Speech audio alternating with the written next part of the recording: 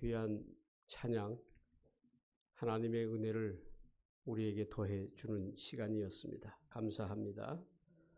일찍부터 나오셔서 연습을 하시고 최선을 다해서 이렇게 하나님 앞에 드리는 성가대 원들의 삶에 하나님의 은혜가 늘 같이 하시기를 축원합니다. 온 산이 울긋불긋한 단풍으로 물들어 가고 있는 축복의 계절, 또 단풍의 계절, 이 가을이 점점 깊어가고 있습니다. 들판에도 풍성한 오곡백과를 거두는 이러한 추수의 기쁨이 가득 충만한 시절이 바로 지금입니다.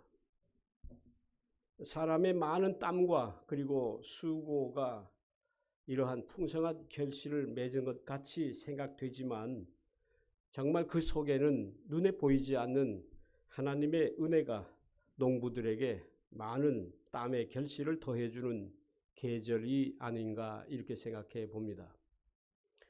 저는 이 가을을 또 나름대로 이렇게 생각해 보았습니다. 이 계절을 우리가 단풍의 계절, 낙엽의 계절 이렇게 이야기를 하지만 저는 축복의 계절이 바로 지금이 아닌가 이렇게 생각을 합니다. 왜 축복의 계절이라고 제가 말씀을 드리냐면 바로 지금은 결실의 계절이기 때문에 그렇습니다. 정말 열심히 수고하고 땀을 흘렸는데 이 수고가 그냥 헛된 것이 아니라 결실이 있음으로써 기쁨을 더해주는 계절. 그래서 정말 이 계절이야말로 축복의 계절이라 이렇게 말할 수가 있습니다. 우리 성도들이 축복에 대해서 많은 이야기를 하는데 이 축복이 눈에 보이는 축복도 있지만 보이지 않는 축복도 있습니다. 그런데 오늘 우리에게 주시는 이 가을의 이 계절, 가을의 이 결실은 바로 하나님의 눈에 보이는 축복을 우리에게 깨닫게 해주는 것 같습니다. 그래서 참 좋은 계절을 우리가 지나고 있습니다. 결실이 곧 축복입니다. 그래서 매년 교회에서는 이 추수감사 주일을 맞이하게 되면 그 제단 앞에 제단 장식이라고 하는 것을 합니다. 이 제단을 아름답게 꾸민다 하는 의미에서 제단 장식의 전통을 가지고 있습니다. 그 제단 장식에는 당연히 열매들이 장식되겠죠. 많은 열매들이 세상에는 있습니다. 이 열매들을 우리가 제단 위에 쌓아놓고 하나님 앞에 예배하는 이러한 전통을 가지고 있는데 올해도 그런 전통을 우리 열린문교회가 기쁜 마음으로 지켰으면 좋겠다 하는 것이 제 마음입니다. 왜냐하면 결실이 곧 축복이기 때문에 그렇습니다.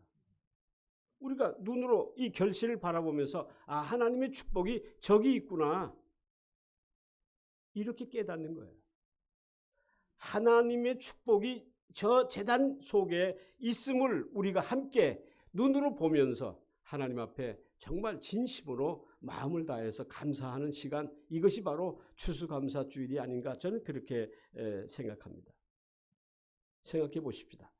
성경에 보면요, 성경의 말씀은 오늘 이 땅을 살아가는 모든 인생을 가르쳐서 농부의 삶을 사는 것이다 이렇게 말씀을 하고 있습니다. 그러니까 농부가 곧 오늘 우리들의 내 자신의 삶이다 이런 말씀이죠.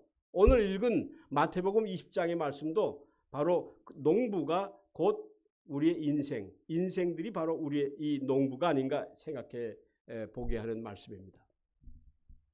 농부가 어떤 사람들입니까? 농부는 한마디로 말해서 자신이 열심히 땀을 흘려서 수고한 대로 정직하게 보상을 받는 사람들, 이게 농부예요. 그래서 무엇을 심든지 그것을 그대로 거두는 사람들이 농부들입니다. 그런데 세상에 농부들만 있는 게 아니죠. 일반 사람들은 어떻습니까? 농부들과 다른 점이 무엇입니까?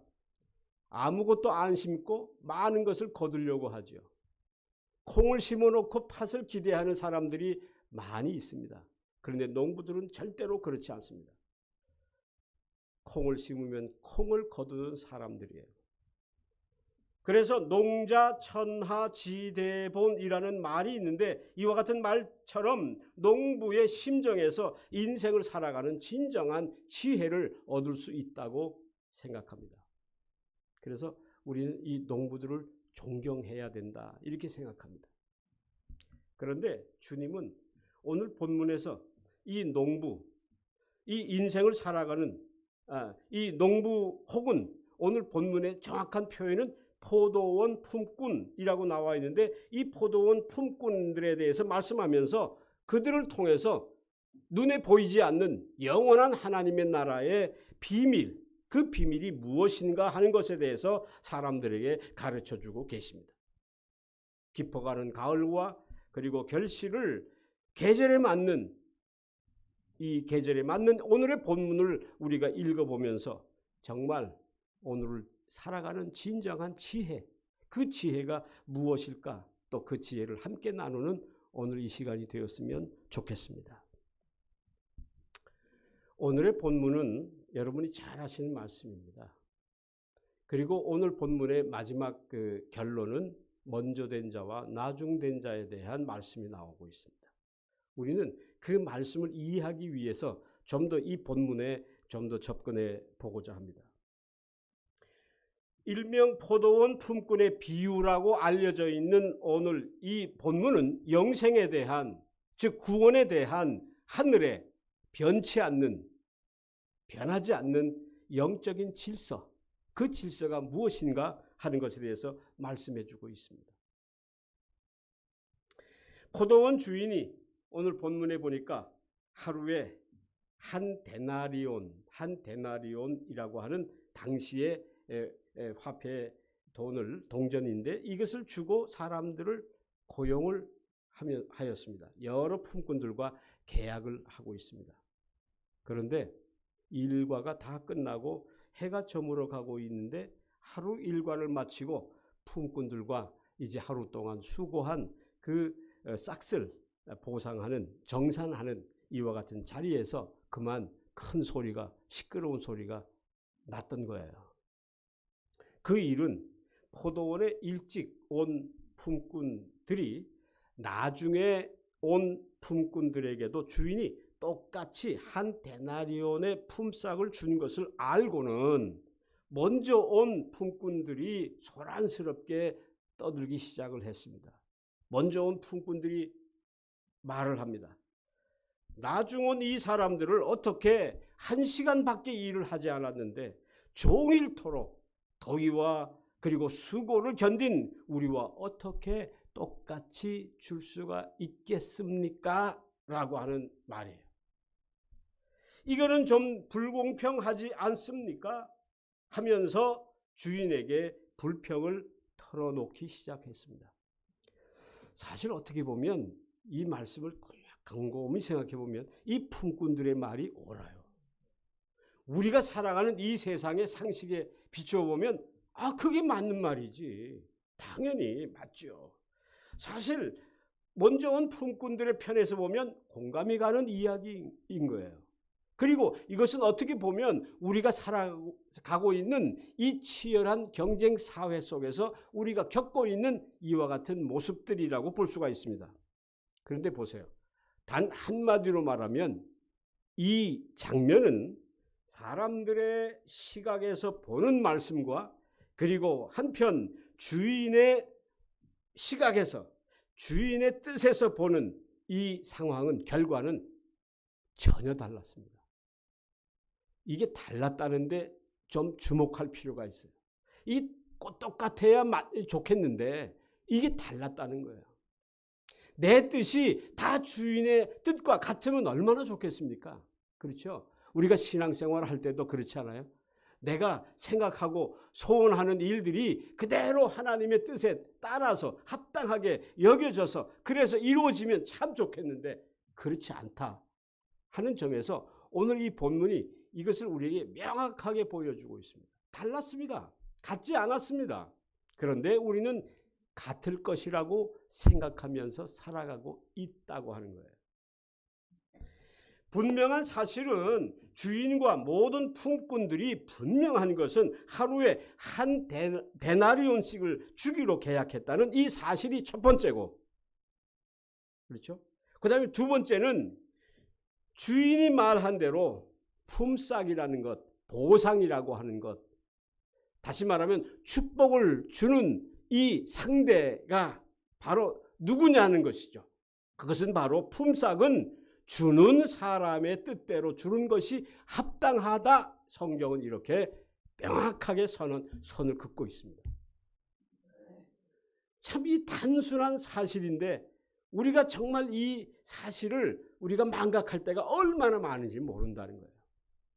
분명한 것은 품삯은 주는 사람의 뜻대로 주는 것이 합당한데 이게 세상이 그렇지 않다는 거예요.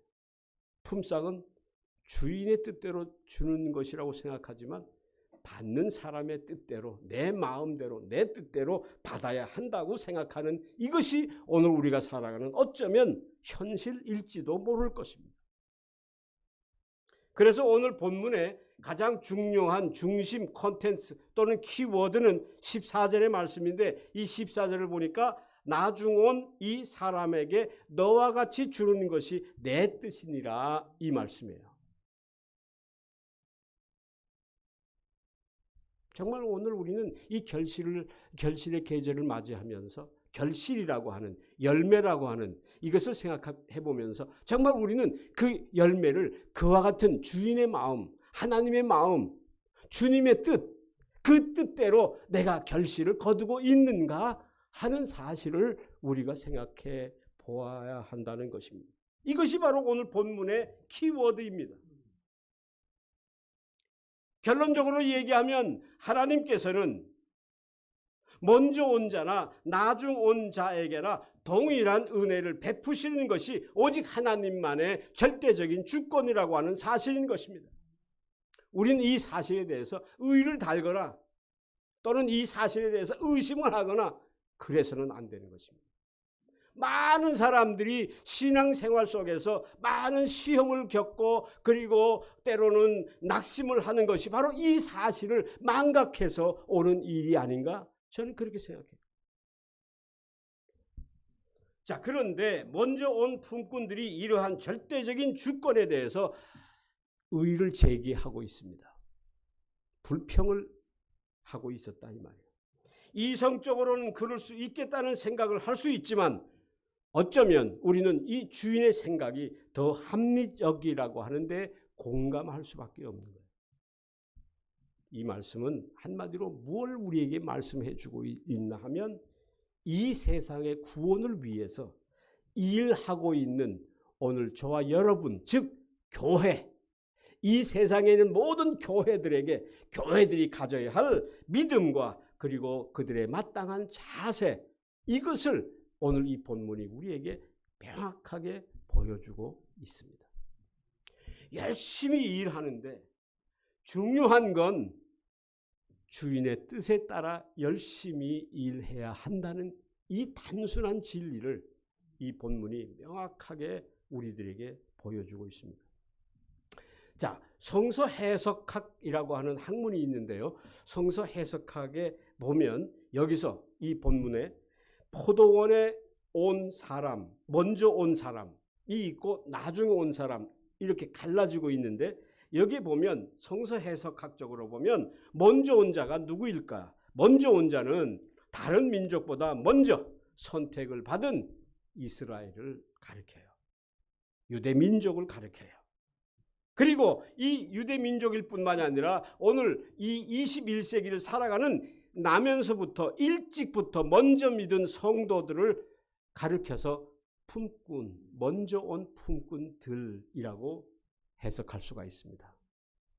그리고 나중된 사람은 누구냐 하면 선택을 받지 못했던 당시의 이방인들, 사마리아인들을 포함해서 선택받지 못했던 이 이방인들과 그리고 21세기를 살아가는 우리들에게 있어서 늦게 복음을 접하여 믿게 된 초신자들 또는 신앙생활을 한 지가 얼마 되지 않는 그러한 신자들을 가리킨다 이렇게 말할 수가 있습니다. 분명히 이러한 차이가 있어요. 이거는 당시에 예수님의 비유에서 나타나는 현실적인 차이가 아니라 오늘 지금 우리가 살아가는 이 시대의 우리의 모습인 것입니다. 주님이 이러한 상황 속에서 이 비유를 말씀하려고 하는 요지는 각각의 시간에 따라 포도원에 들어온 사람들이 얼마를 받아야 하는다라고 하는 여기에 전혀 주인의 뜻은 있지 않았다는 거예요. 그런데 뭐예요? 품꾼들은 내가 얼마를 받아야지 라고 하는데 초점이 있었다는 거죠. 참 이렇게 달라요. 다만 먼저 온 자나 나중 온 자나 동일한 똑같은 그러한 보상과 축복을 얻게 하는 것은 오직 하나님의 주권과 하나님의 뜻에 달려 있음을 강조해 주고 있습니다. 그리고 이 주권은 누구도 가감할 수가 없고 또한 의의를 제기해서도 할 수도 없다는 점을 이 본문이 강조해 주고 있습니다. 그리고 더 나아가서 성서 해석학적인 차원보다 더 중요한 것은 무엇이냐면 여기에서 인간의 구원, 나의 구원에 대한 문제가 여기에서 나오고 있다는 것인데 이것은 뭐냐면 더 나아가서 인간이 내가 하나님 앞에 구원을 얻는 것은 내가 하나님 앞에 축복을 받는 것은 먼저 온 사람들의 더 많은 수고와 공로 때문이 아니라 오직 하나님의 사랑, 그래요. 하나님의 은혜 속에 모든 것이 달려 있다라고 하는 것을 강조해 주고 있습니다. 그래서 우리 성도들이 하나님의 은혜를 소중히 여기는 거예요. 그 하나님의 뜻을 우리가 사랑하고 그것을 구하기 위해서 우리가 최선을 다하는 것은 바로 하나님의 인간의 구원에 있어서 나의 구원에 있어서 그 하나님의 사랑이 얼마나 소중한 것인지 이것을 우리가 깨달아야 하는 것입니다. 따라서 이는 남보다 먼저 예수님을 믿은 자라고 해서 영적인 자만에 빠져서는 안 된다는 사실을 우리에게 말씀해 주고 있습니다. 믿음이 참 이렇게 다양한 것이에요. 먼저 온 사람, 나중 온 사람, 각양각색의 이와 같은 이러한 현실 속에서 상황 속에서 하나님은 당신의 구원의 역사를 끊임없이 묵묵히 수행하고 계십니다.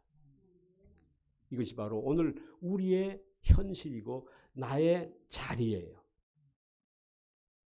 10절에 먼저 온 자들이 와서 주인으로부터 더 받을 줄 알았습니다. 왜냐하면 맨 나중에 온 사람이 한 데나리온 받았으니까 당연히 자기는 적어도 5 데나리온은 받을 수 있다고 생각하고 주인 앞에 나아갔다는 것이죠. 이것은 영적으로 보면 선민으로 하나님의 택함을 받았다고 자처했던 유대인들의 영적인 교만을 우리들에게 그대로 보여주고 있는 거예요. 어떻게 보면 하나님의 은혜보다 내 자신의 의지와 내 자신의 생각이 더 앞질러 가고 있는 것, 이게 바로 영적인 교만이 아니고 뭐가 있습니까? 그들은 하나님의 선민들이기 때문에 당연히 더 받을 줄로 생각하고 따라서 그들은 자신이 어떻게 살았든지 무조건 아무 조건 없이 나는 구원받았다 이렇게 오해하고 있었다는 것이죠. 그런데 이것은 그들의 문제가 아니라 오늘 나의 문제, 우리들의 문제예요. 이처럼 구원은 오로지 하나님께서 주시고자 하시는 자만이 얻을 수 있는 선물이며 그리고 그의 나라와 그의 의에 합당한 열매를 맺는 자만이 누릴 수 있는 것, 이것이 바로 구원이고 이것이 바로 축복이라고 하는 사실입니다. 이것은 또한 오늘 우리가 살아가는 이 냉혹한 이 세상적 이 세상에서 보이는 이러한 생각하는 질서와는 너무나 다른 이와 같은 모습이 아닐 수가 없습니다. 그래서 오늘의 이 비유는 하나님의 뜻과 그리고 이 세상의 현실 사이에서 우리가 무엇을 보아야 하는지, 어떤 뜻에 내가 더 순종하고 살아가야 하는지 여기에 분명한 입장을 보여주고 있습니다. 그래요. 그래서 저와 여러분은, 즉 다시 말하면 이 세상의 교회는 어떤 존재들이냐면 이 세상을 살아가지만 동시에 하늘의 시민, 하늘을 살아가는 그러한 시민들이라고 하는 사실입니다.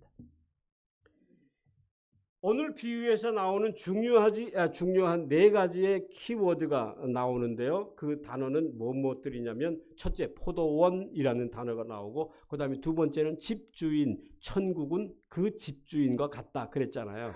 그래서 천국은 바로 그 집주인이 경영하는 또는 운영하는 포도원이다, 이렇게 말하는 것이죠. 그리고 세 번째 나오는 사람은 뭐냐면 품꾼이라고 하는 단어가 나오고요.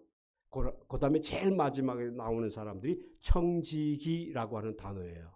이 네 가지의 단어가 오늘 본문의 비유를 구성하고 있는 단어들입니다. 자, 포도원은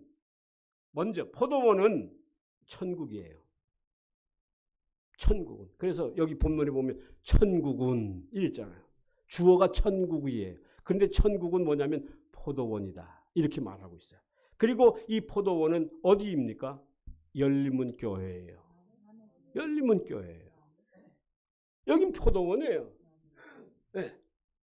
그리고 집주인은 그래요, 하나님이에요. 하나님을 뜻하고 있습니다. 그리고 품꾼은 누구입니까?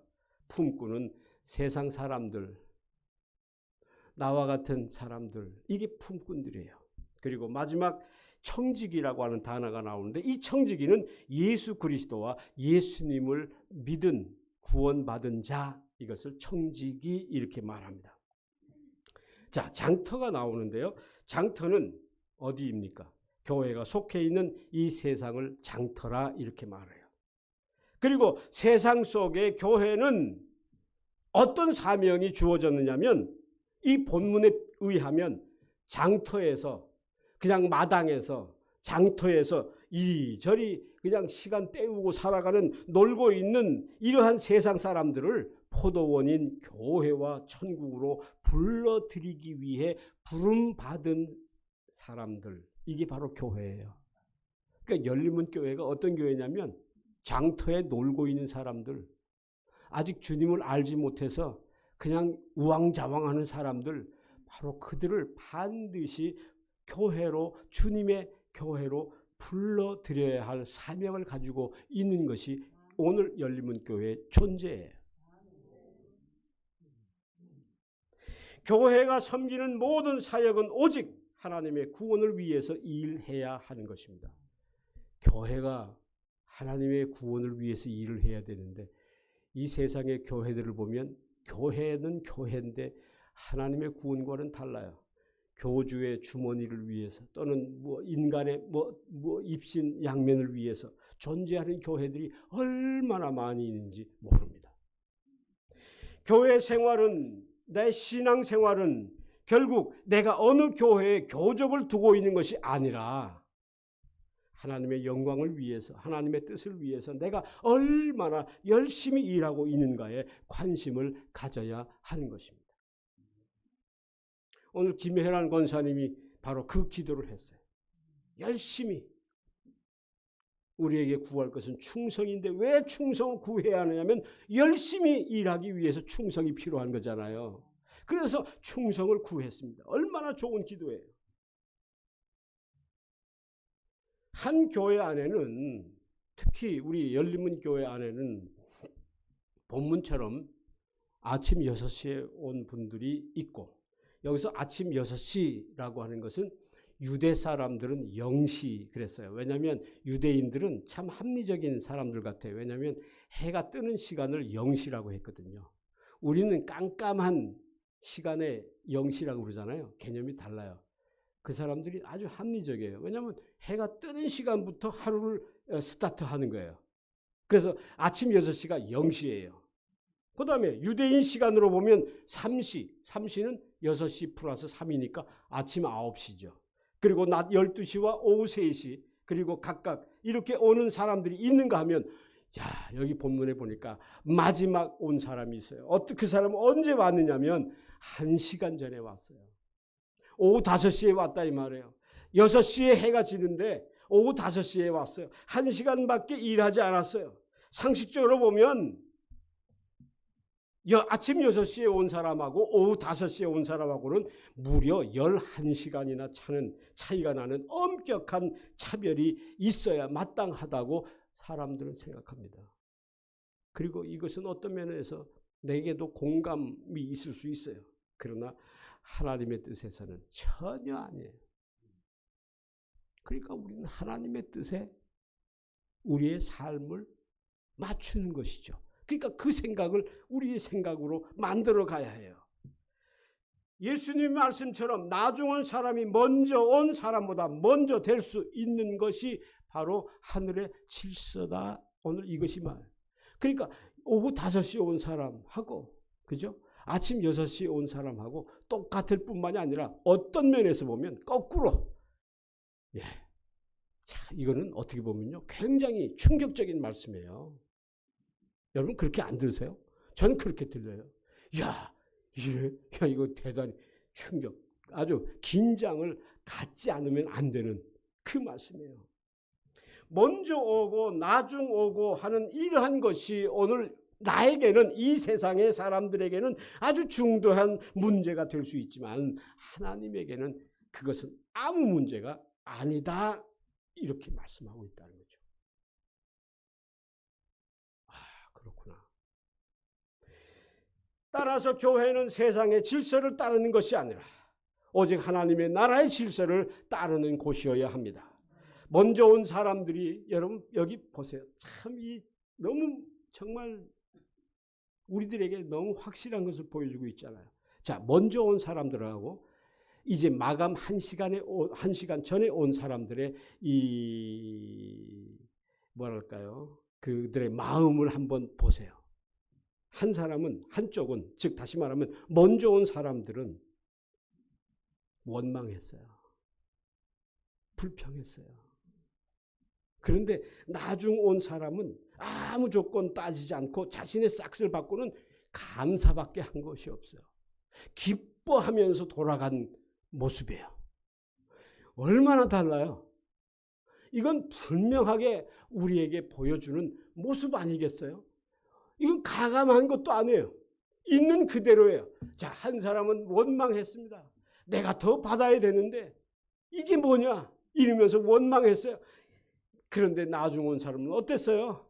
그야말로 감사하였어요. 기뻐하였어요. 그의 집으로 기쁨을 가지고 돌아갔어요. 여러분, 이 두 사람 중에 우리는 어떤 사람이 되고 싶습니까? 우리가 추수감사주의를, 저를 이제 11월 달로 정하고 있지만 11월 달만 감사하는 그런 우리 교우들은 여기 안 계시잖아요. 우리가 매일같이 우리가 감사하며 살아야 되는데, 특별히 11월은 오직 감사를 묵상하는 시간이에요. 여러분, 감사가 뭘까? 하나님 감사합니다. 감사의 조건이 뭐냐는 얘기를 내가 묻고 있습니다. 1시간밖에 일하지 않은 사람이 한 데나리온을 이건 감사할 수밖에 없잖아요. 그런데 12시간, 11시간 이상 일한 사람이 한 데나리온을 받았다면 이거는 원망할 수밖에 없다는 것이죠. 자, 오늘 우리의 감사가 어디에서부터 출발하느냐? 그래요. 정말 범사에 감사하라는 말씀 다시 묵상해야 합니다. 정말 감사의 조건이 있고 정말 감사할 만한 결과가 있어서 감사하는가? 아니면 진정한 감사는 그것이 아니라 그렇지 않음에도 감사할까? 여러분, 이 감사는 같은 감사지만요, 하나는 하늘의 감사고요, 하나는 세상의 감사예요. 정말 우리가 진정한 면에서 감사하는 시간을 가지려면 하늘의 감사, 그 감사를 우리가 실천하고 그 삶을 우리가 살아가야 하지 않을까. 사랑하는 여러분, 교회는 포도원입니다. 열림은 교회는 포도원입니다. 포도원이 어떤 곳이에요? 포도원은 풍성한 결실을 맺기 위해서 최선을 다해서 열심히 일하는 곳이 포도원입니다. 그리고 포도원은 어떤 곳이냐면, 포도원은 대접을 받는 곳이 아니라 대접하는 곳입니다. 그리고 포도원은 어떤 곳이냐면 남을 부리고 시키는 것이 아니라 자신의 일을 솔선하여 충실히 일할 뿐만이 아니라 일할 수 있는 기회가 주어진 것에 대해서 늘 감사하는 곳, 이것이 바로 포도원이잖아요.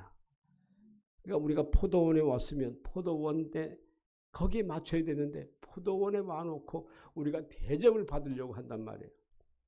포도원에 와가지고 왜 저 사람이 나한테 먼저 인사 안 하지? 이게 정말 포도원에 온 사람의 모습입니까? 여기 7절에 보니까 이런 말씀이 있어요. 또 하나 아주 우리에게 더 충격적인 말씀이에요. 이게 뭐냐면 7절에 주인이 가로되 너희가 어찌하여 여기에서 종일토록 놀고 서 있느냐? 가로되 뭐라고 얘기합니까? 나를 품꾼으로 쓰는 사람이 없나이다. 이 말은요, 잘 생각해 보세요. 이 말은 어떤 말이냐면 하나님이 나를 불러주지 않았다면 포도원에 내 스스로 내 의지를 가지고 들어갈 수 없다는 사실을 강조해 주고 있는 거예요. 여러분 교회 여러분의 의지로 나오셨습니까? 아니라는 거죠. 아니에요. 가만히 생각해 보세요. 절대로 그렇지 않습니다. 정말 나를 불러주시지 않았다면 우리가 이곳에 있을 수 없다는 사실, 우리가 왜 하나님 앞에 감사밖에 할 수 없느냐면 내가 주님 앞에 나왔다는 것, 이 사실만으로 우리는 감사할 수밖에 없는 거예요. 하나님 나를 불러주지 않았으면요 우리가 여기 있을 수가 없다니까요. 이게 바로 성경이 오늘 우리들에게 명확하게 보여주는 말씀입니다. 하나님의 자비와 긍휼하심이 없는 구원은 있을 수가 없습니다. 그러니까 내가 구원받았다 하는 것은 전적으로 하나님의 자비와 하나님의 긍휼하심, 그것이 내게 있었음을 하나님께 감사해야 하는 것입니다. 인간이 자신의 힘으로 구원을 위해 일할 수 있는 것은 아무것도 없습니다. 그런데 어땠습니까? 성경의 역사를 보면 먼저 된 유대인들은 하나님에 대한 믿음을 잊어버리고 그들의 욕심을 채우기에 급급했습니다. 유대인들은 자신의 복은 그들만이 차지하도록 그렇게 되어진 것이라고 생각했기 때문에 절대로 자신이 받은 복을 나누어 주려고 하지 않았어요. 나누어 주기 위한 축복이라는 점을 그들은 망각하고 말았어요. 복은 내가 받는 것이지 왜 내가 받은 걸 남에게 나누어 줘? 있을 수 없는 거예요. 그러나 포도원에 비유한 오늘의 교회는 이 세상으로부터 부르심을 받은 성도들의 공동체입니다. 오늘 우리의 부름을 받은 시간이 각각 다르기 때문에 이게 오늘 우리에게 어떤 의미를 가져다 주냐면요. 내가 부름받은 시간이 다르다는 것 때문에 그 이유만으로 우리는 서로에게 도움을 주고 내가 다른 사람에게 부족함을 가르쳐 주고 그들을 이끌어 주고 격려해 줄 필요가 있다는 사실을 여기에서 강조해 주고 있는 거예요. 다르기 때문에 우리가 다 똑같은 시간에 왔으면 그렇지 않아도 되겠죠. 근데 다르기 때문에 내가 다른 나보다 연약한 자, 부족한 자, 믿음이 부족한 자를 내가 격려하고 이끌어주고 도와주어야 한다는 것입니다. 여러분 한 가정을 생각해 보세요. 여러분들의 가정을 생각해 보세요. 가정도 그렇지 않아요? 여러 세대가 여러 가지 형편, 다른 형편이 있는 그러한 식구들이 한 가정을 이루는 것과 똑같은 이치입니다. 여러분, 오늘 우리는 포도원인 교회에 왔습니다.